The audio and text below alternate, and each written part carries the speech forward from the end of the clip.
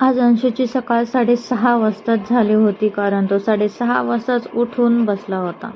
अंशूला भेटण्यासाठी शेजारच्या आजीबाई आल्या होत्या.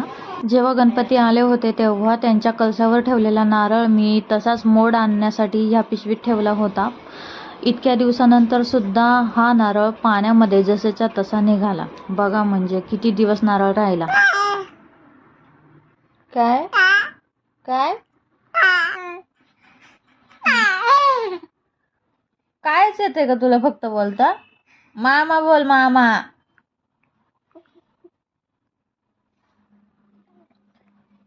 मामा मामा. आई. काका बोल. काका.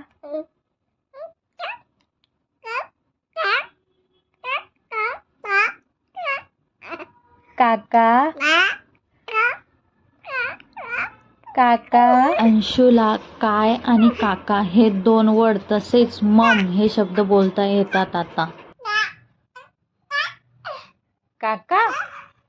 दुपारची झोप झाल्यानंतर अंशू बोलत होता की चला मला खाली घेऊन.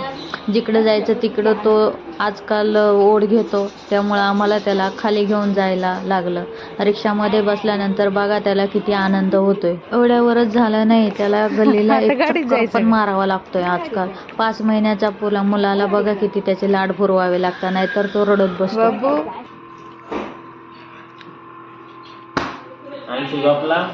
आम्ही जेवतोय.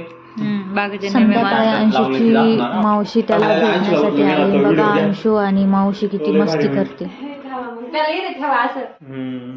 कैसे नको वाटू झिंगू